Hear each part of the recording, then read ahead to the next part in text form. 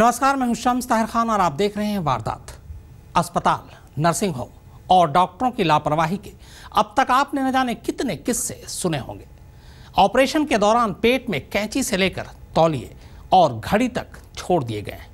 इलाज में लापरवाही की वजह से मरीजों की मौत के तो न जाने कितने ही मामले आते जाते रहते हैं। मगर आज हम आपको एक अस्पताल की लापरवाही का जो सच बताने जा रहे हैं उसकी दूसरी मिसाल नहीं है, क्योंकि ये मामला है एक टुकड़ा सिर का जो अस्पताल में ही खो गया।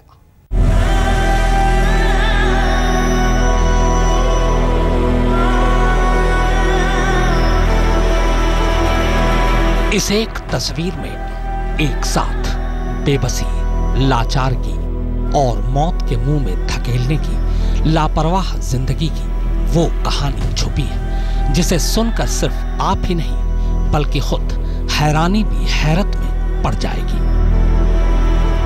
बस यूं समझ लीजिए कि इस तस्वीर और तस्वीर के पीछे की कहानी की दुनिया में कोई दूसरी मिसाल ही नहीं होगी।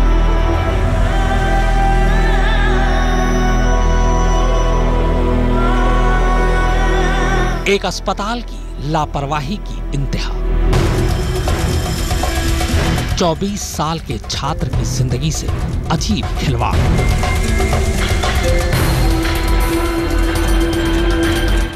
ऑपरेशन के बाद ऑपरेशन थिएटर से खोपड़ी का एक हिस्सा गायब। खोपड़ी के बोन फ्लैप को अस्पताल को रखना था सुरक्षित। छात्र को दोबारा लगाया जाना था वो हिस्सा। इंसानी लापरवाही के जितने किस्से आपको याद हो याद कर लीजिए, मगर ऐसी लापरवाही जो जिंदगी के सबसे खूबसूरत मकाम से उठाकर किसी को यूं पिछले 1.5 साल से लाश बनकर बिस्तर पर लेटने को मजबूर कर दे, शर्तिया आप पहली बार सुनेंगे और देखेंगे भी। एक मां का लाल, एक घर का चिराग, एक पूरे परिवार की आस जो अगर इस वक्त यूं बिस्तर पर न लेटा होता तो पक्का किसी बड़ी कंपनी में कंप्यूटर इंजीनियर की नौकरी कर रहा होता।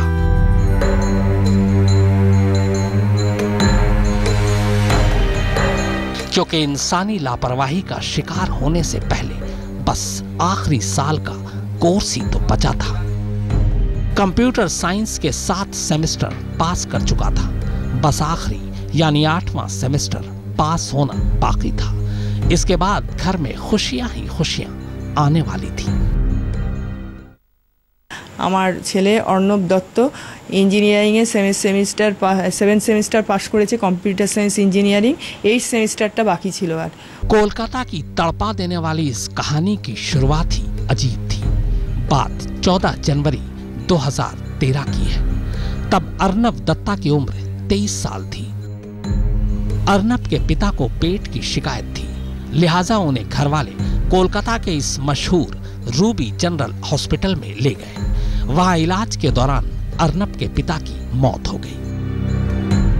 अर्नब ये सदमा बर्दाश्त नहीं कर सका और वो उसी अस्पताल की दूसरी मंजिल से नीचे गिर गया। আমরা হসপিটালে বারণ করে দিয়েছিলাম, আমার ভাই বারণ করে দিয়েছে যে মাইকে কিছু অ্যানাউন্স করবেন না। ওরা সবসময় মাইকে অ্যানাউন্স করতো। আমার ভাগ্নে খুব ব্রেসলেস হয়ে আছে, কিন্তু ওরা মাইকেই অ্যানাউন্স করে তখন ও ছুটে যায়। এবার ওকেই বলা হয় যে ভেন্টিলেশন অফ হয়ে গেছে, তোমার বাবার লাস্ট স্টেজ। এইবার ও তারপরে হঠাৎ করে আমরা দেখি অর্ণব পড়ে যাচ্ছে ওপর থেকে, এমনি করে মাথায় হাত দিয়ে ওপর থেকে পড়ে যাচ্ছে। चूंकि अर्नब रूबी अस्पताल में ही दूसरी मंजिल से गिरा था, लिहाजा उसी अस्पताल में फौरन उसका इलाज शुरू हो गया। सीटी स्कैन के बाद पता चला कि सिर में गहरी चोट है।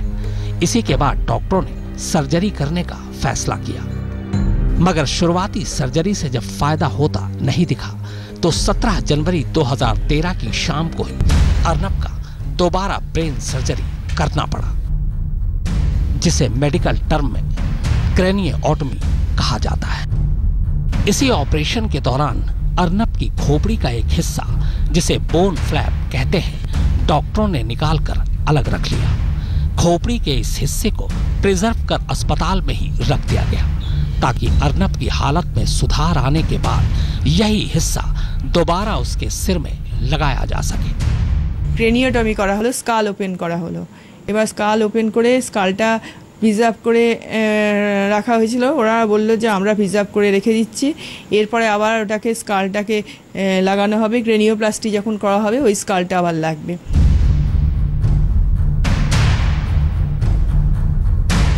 मगर दूसरी तरफ दो ऑपरेशन के बाद भी अर्नब की हालत नहीं सुधर रही थी। उल्टे उसकी तबीयत लगातार बिगड़ती जा रही थी।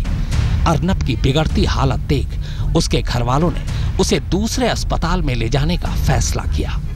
इसी के बाद अर्नब को रूबी अस्पताल से डिस्चार्ज कराकर वो दूसरी जगह ले गए। मगर अर्नब की खोपड़ी का वो हिस्सा अभी भी रूबी अस्पताल में ही प्रिजर्व कर रखा हुआ था। इत्तेफाक से दूसरे अस्पताल में जाने के बाद अर्नब की हालत सुधरने लगी। धीरे धीरे उसकी हालत इतनी बेहतर हो गई कि डॉक्टरों ने उसकी खोपड़ी का बाकी हिस्सा उसके सिर में लगाने का फैसला किया। इसके बाद अर्नब के घर वालों से अर्नब की बोन फ्लैप लाने को कहा गया, जो रूबी अस्पताल में अब भी सुरक्षित रखा हुआ था। डॉक्टरों के कहने पर अर्नब के घर वाले वही बोन फ्लैप लेने जब रूबी अस्पताल पहुंचे तो पहले तो उन्हें टाला गया, इसके बाद उनसे लिखित में मांगा गया। घर वालों ने अस्पताल के कहने पर 10 मई 2014 को अस्पताल को पत्र भी लिखा, मगर जवाब नहीं मिला। इस दौरान जब भी अर्नब के घर वाले अस्पताल उसकी खोपड़ी का हिस्सा लेने जाते, कोई न कोई बहाना बनाकर उन्हें लौटा दिया जाता। पर घर वालों की उम्मीद अब भी कायम थी। लेकिन फिर 20 जून को अस्पताल से उन्हें एक ऐसा पत्र मिलता है जो पूरे परिवार के पैरों तले से जमीन खिसका देता है।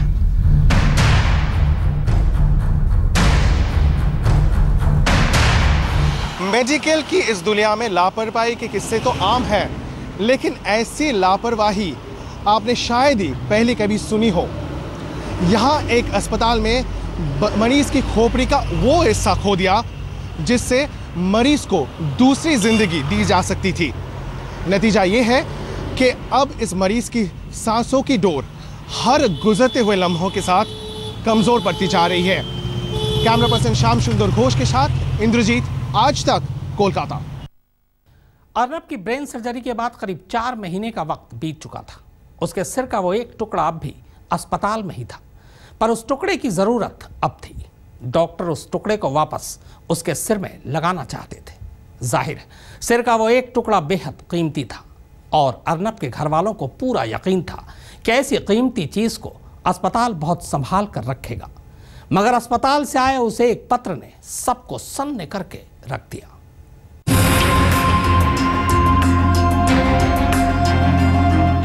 जून 2014 को अस्पताल की तरफ से लिखा गया यही वो पत्र है जिसे पढ़कर अर्नब दत्ता का पूरा परिवार सकते में आ गया। इस पत्र में खुद अस्पताल लिखता है कि अर्नब दत्ता की खोपड़ी का जो हिस्सा यानी बोन फ्लैप अस्पताल में प्रिजर्व कर रखा गया था वो नहीं मिल रहा है। इतना ही नहीं, पत्र में यह भी लिखा है कि इस बोन फ्लैप का कोई ऑप्शन भी अस्पताल के पास उपलब्ध नहीं है। ওডি দে সার্জন প্রিয়ব্রত দে যিনি ওর অপারেশন করেছিলেন তিনি ছিলেন। তিনি বললেন, আমি বললাম বোন ফ্ল্যাপ কোথায়? বললাম আমি ওটা ফেলে দিয়েছি। বললাম ফেলে দিয়েছেন মানে? না ওটা পচে গিয়েছিল তাই ফেলে দিয়েছি। বললাম পচে গিয়েছিল ফেলে দিয়েছেন, আমাকে একটা ইনফর্ম না করে ওটা আপনি ফেলে দিলেন? আমার ছেলের একটা শরীরের অঙ্গ, এটাকে আমরা ফেলে দিলেন? না আমরা আপনার आर्टिफिशियल स्काल तो लगाना जाए, लगान। दरअसल अर्नब के ब्रेन सर्जरी के दौरान दिमाग के उस हिस्से तक पहुंचने के लिए खोपड़ी का एक हिस्सा यानी बोन फ्लैप खोलना जरूरी था। बाद में क्रेनियोप्लास्टी के जरिए वो पूरा हिस्सा वापस लगाया जाना था, मगर डॉक्टरों की राय पर उसी बोन फ्लैप का एक हिस्सा रख लिया गया था, उसे बाद में लगाया जाना था। अर्नब के घर वालों की माने तो जो हिस्सा अस्पताल ने प्रिजर्व कर रखा था वो सही ढंग से नहीं रख पाने की वजह से सड़कर खराब हो गया और बाद में अस्पताल ने उसे फेंक दिया। हालांकि दूसरी तरफ अस्पताल प्रशासन का कहना है कि उसने इस मामले में जांच कमेटी बिठा दी है और बोन फ्लैप को अभी भी ढूंढा जा रहा है। scalp flap we could not be found out. We are searching it and it is under investigation. इतना ही नहीं, अस्पताल का ये भी कहना है कि वो इसे मेडिकल लापरवाही का मामला नहीं मानता है, क्योंकि अस्पताल में इलाज के दौरान मरीज को कोई नुकसान नहीं पहुंचा था। No, it is not a case of medical negligence because no damage has been done to the patient. हालांकि मामला तूल पकड़ने के बाद अब अस्पताल अर्नब के बोन फ्लैप के ऑप्शन से लेकर उसके इलाज के खर्च तक के लिए आर्थिक मदद देने की भी बात कर रहा है। We have already told the patient party that whatever is the cost of the artificial implant, we would be at that. मगर इन तमाम चीजों से दूर उधर अर्नब अब भी एक लाश बनकर जीने को मजबूर है। घर की चारदीवारी के अंदर बस वो यूं ही बिस्तर पर पड़ा रहता है और माँ है कि हर पल बस इस उम्मीद में जिए जा रही है कि एक दिन जरूर आएगा जब उसका लाल फिर से अपने पैरों पर खड़ा होगा और जिंदगी फिर से उसे गले लगाएगी। पर माँ की इस आस से अलग क्या सच में ऐसा हो पाएगा? क्या अस्पताल की लापरवाही के बावजूद अर्नब फिर से पूरी तरह से ठीक हो सकता है? क्या उसकी गुम बोन फ्लैप का कोई और ऑप्शन भी है? अब एक अस्पताल की इस घोर लापरवाही के बाद अर्नब का इलाज करने वाले डॉक्टर दूसरे विकल्पों के बारे में सोचने को मजबूर हैं। इनमें टाइटेनियम फ्लैप से लेकर आर्सेनिक फ्लैप और बोन सीमेंट जैसी चीजें शामिल हैं। लेकिन ये सब तरीके अर्नब को एक सामान्य जिंदगी देने में कितनी कारगर साबित होती है, फिलहाल उसकी गारंटी कोई नहीं दे सकता।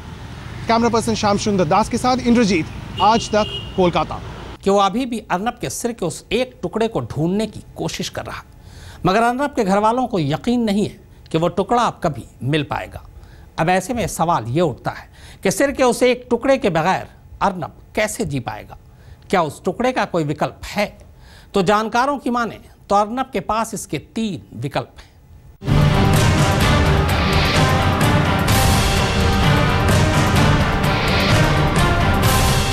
रूबी अस्पताल के डॉक्टरों ने अर्नब की दोबारा ब्रेन सर्जरी यानी क्रैनियोटॉमी कर दी और इसी ऑपरेशन के दौरान अर्नब की खोपड़ी का एक हिस्सा, जिसे बोन फ्लैप कहते हैं, उसे डॉक्टरों ने निकालकर अलग रख लिया।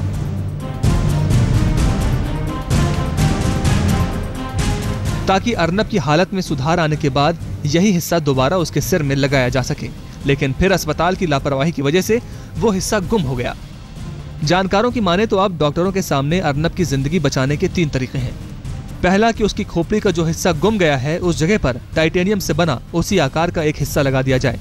इस तरीके में मरीज की खोपड़ी के खराब हिस्से के आकार की 3D प्रिंटिंग के जरिए पैमाइश की जाती है और उसके बाद ऑपरेशन कर मरीज के खोपड़ी के उस हिस्से को निकालकर वहां पर टाइटेनियम की प्लेट लगा दी जाती है और उस प्लेट को पेंच की मदद से फिक्स कर दिया जाता है। दूसरे तरीके में अर्नब की खोपड़ी के गायब हिस्से की छाप लेकर एक्रिलिक से बना एक वैसा ही हिस्सा तैयार किया जाए।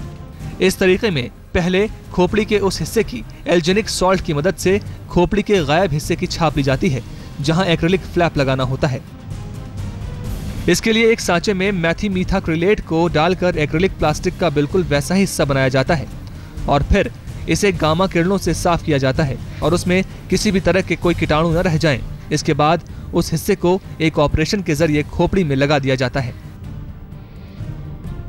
तीसरा तरीका है बोन सीमेंट। इस तरीके में एक रासायनिक पाउडर PSSA और एक तरल पदार्थ MMA को आपस में मिलाया जाता है और मिलाने के बाद जब ये आटे की तरह बन जाता है तो इससे शरीर के उस हिस्से को भर दिया जाता है जहां पर कैविटी होती है और दूसरे तरीके में एक्रिलिक प्लास्टिक को बोन सीमेंट के जरिए फिक्स कर दिया जाता है।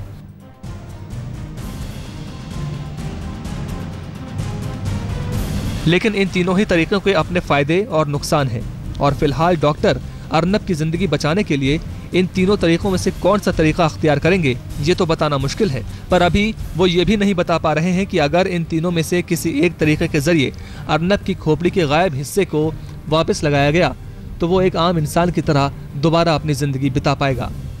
इंद्रजीत कुंडू, कोलकाता, आज तक। तो वारदात में फिलहाल इतना ही, मगर आज तक पर खबरों का सिलसिला लगातार जारी है।